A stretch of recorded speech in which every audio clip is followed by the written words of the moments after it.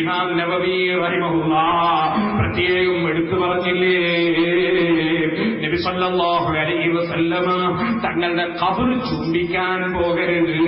അവിടെ റസൂലുള്ളാഹിന്റെ ഖബറിന്റെ അടുക്കൽ ദൂരെ നിന്നിട്ട് അതവോടെ പെരുമാറണം. ഖബർ ചുംബിക്കരുത്, ഖബർ തടയരുത് എന്ന് ഈവാഹിലെ ഇമാം നബവി റഹിമഹുല്ലാഹ് പറഞ്ഞപ്പോ ഈ തടകലും ചുംബിക്കലുമാണ് ബറക്കത്ത് എന്ന് ആരും ചിന്തിച്ചു പോകരുതെന്ന് പറഞ്ഞുകൊണ്ട് ബഹുമാനപ്പെട്ട ഇമാം നബവി റഹിമഹുല്ലാഹ് ഈവാഹിൽ വിവരിച്ചു. അതാ കുറെ ആളുകൾ അങ്ങനെ ചെയ്യുന്നു എന്നുള്ളത് നീ നോക്കണ്ട.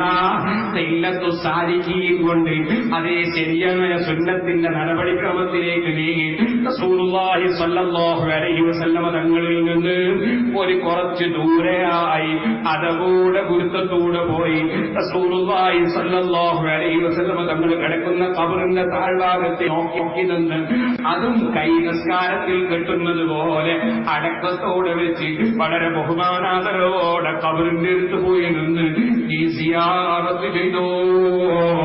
നീ ഖബർ തൊടാൻ പോകണ്ട, നീ ഖബർ ചുംബിക്കാൻ പോകണ്ട എന്ന് പറഞ്ഞുകൊണ്ട് ഇമാം നബവി അവിടെ പറഞ്ഞൊരു വാചകമാണ്, ഓ മനുഷ്യ, ആളുകൾ കുറച്ചേ നിന്റെ കൂടെ ഉള്ളൂ എന്ന് നീ നോക്കണ്ട. എങ്ങനെ ബഹുമാനിക്കാം ചുംബനവും. അതുപോലെ തന്നെ എത്രയോ മഖബറുകളിലൊക്കെ ചുംബിക്കുന്നത് കാണുമ്പോൾ ചില സുന്നികളെ അങ്ങനെ ചെയ്യരുത് അറിയും. മഖബറ ചുംബിക്കുന്നതിന് ഒരു തകരാറുമില്ല. മന്ദൂബൻ എന്റെ റംലി ഇസ്മുദ്ദീനയിൽ കാണാം, അത് സുന്നത്തായ കർമ്മമാണ്. ഇമാം റംലി തങ്ങൾ അത് പറഞ്ഞിരിക്കുന്നു. മഹാന്മാരെ ഖബർ ചുംബിക്കുന്നത്, ഖബർ മുകളിലിട്ട പുടകൾ ചുംബിക്കുന്നത് ഒക്കെ നല്ലതാണ്. എങ്ങനെ ബഹുമാനിക്കാം ചുംബനവും.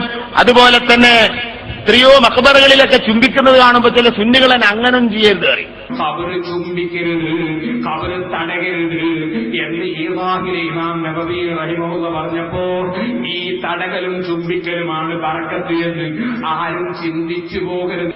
മഖബറ ചുംബിക്കുന്നതിന് ഒരു തകരാറുമില്ല. നീ ഖബർ തൊടാൻ പോകണ്ട, നീ ഖബർ ചുംബിക്കാൻ പോകണ്ട. മഹാന്മാരെ ഖബർ ചുംബിക്കുന്നത്, ഖബർ മുകളിലിട്ട പുടകൾ ചുംബിക്കുന്നത് ഒക്കെ നല്ലതാണ്. നീ ഖബർ തൊടാൻ പോകണ്ട, നീ ഖബർ ചുംബിക്കാൻ പോകണ്ട.